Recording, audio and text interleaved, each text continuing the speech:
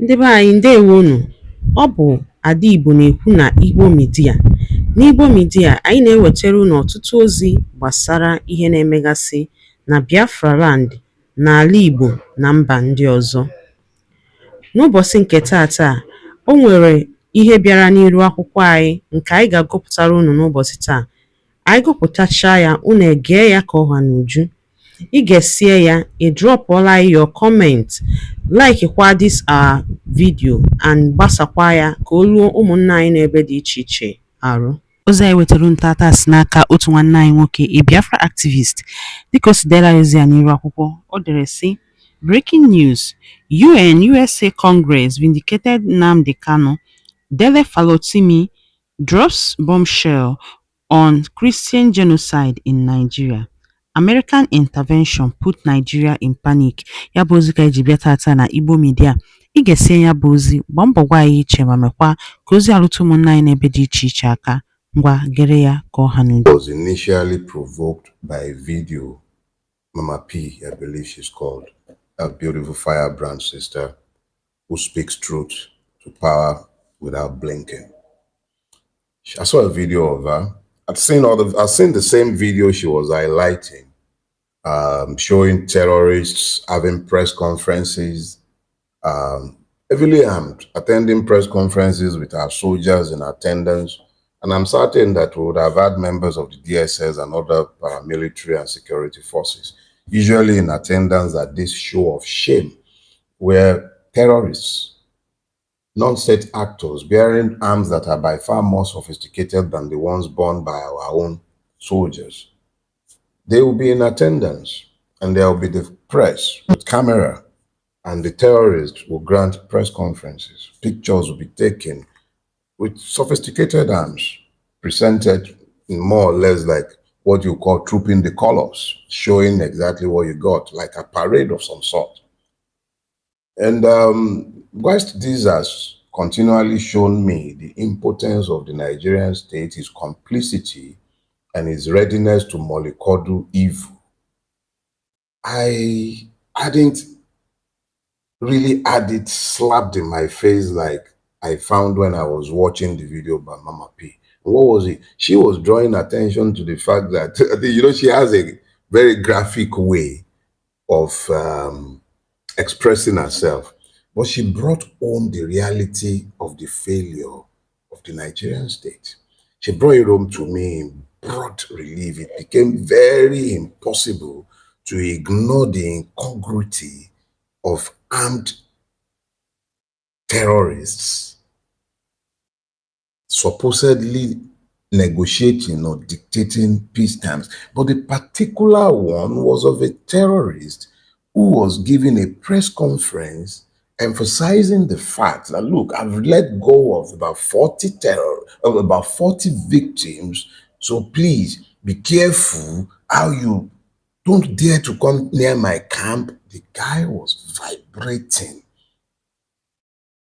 And Mama P was running a commentary in the video. And it slapped me. You know how it is when something is right there in front of you. You've become acculturated to it. I've spoken often of those who live close to sources of foul odor, maybe like public toilet or refuse dump, and how they become desensitized to the smell, and they would carry on living, eating their meals, living their lives, you know, right there by the offensive odor, because they become acculturated to it. But when I watched the video, it brought it all back to me. I've commented variously on the fact that Nigeria is a failing state if it hasn't failed already.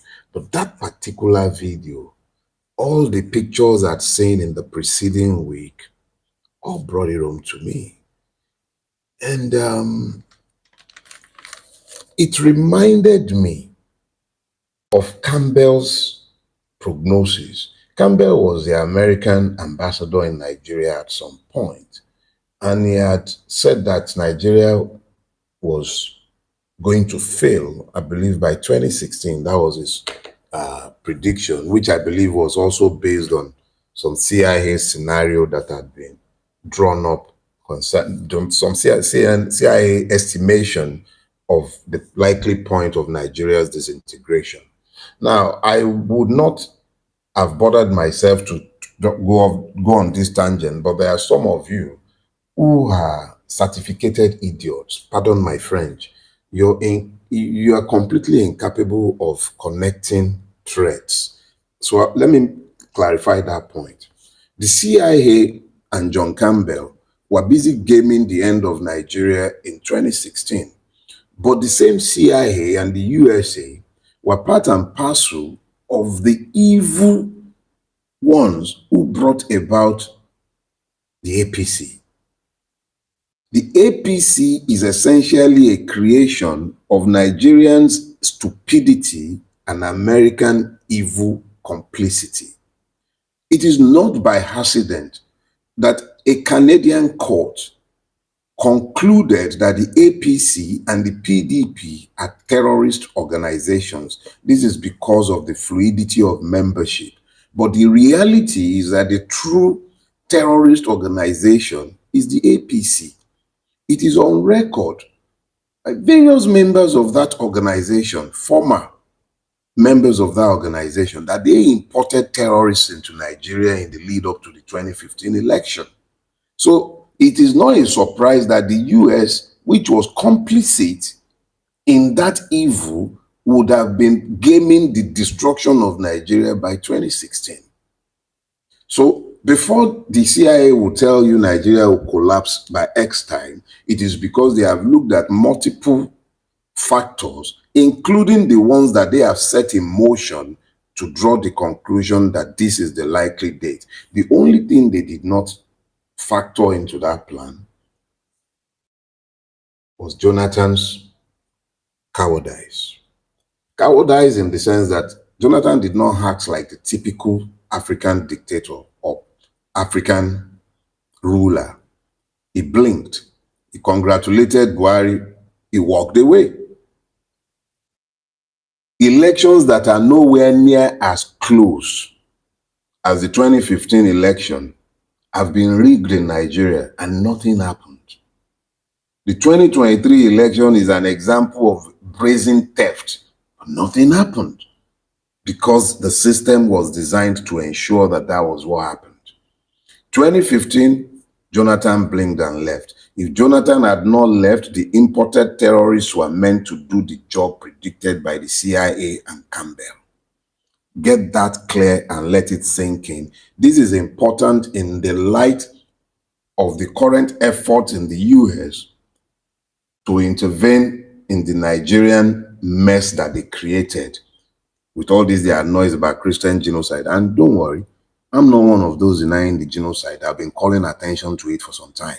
There is a genocide going on, but that genocide is engineered by those who are today making noise about getting rid of the genocide. So let us be clear that it is for you to open your brain, because if you do not use your brain, they will use your head. So now, I remembered what Campbell had said in the light of the reality of what Mama P was pointing out.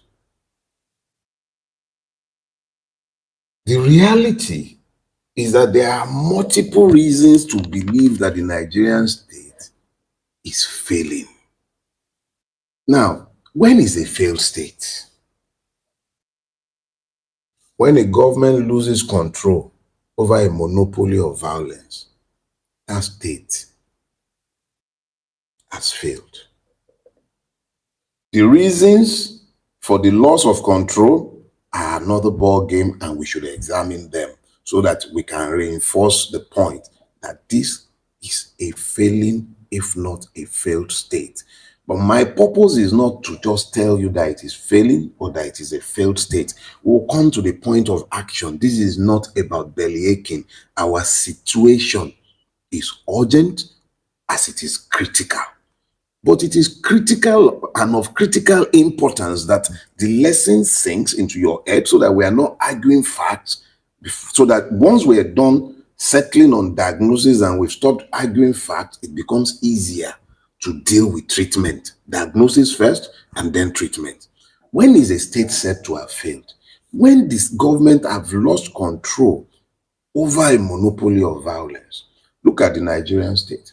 For various reasons, the Nigerian state has lost control over violence, the monopoly of violence in its territorial space for various reasons. Let me show you. In the northern part of Nigeria, let's start from the northwest. The Nigerian state began to lose control of the northwest in the lead up to the 2003 elections, when the likes of Yerima weaponized Islam and declared Sharia, and Olusegun Obasanjo declared it political and ignored to enforce the law. Islam was weaponized. That was the critical factor leading directly. Daalụ rinne maka isonyere anyị n'iru akwụkwọ n'ụbọchị nke taata. Ọ bụrụ na ozi anyị wetara gị dị gị mma, gbaa mbọ gbasaa ya ka o rute ụmụnna anyị n'ebe dị iche iche arụ, ma gwakwa anyị ichere na kọment sekshọn. Ngwa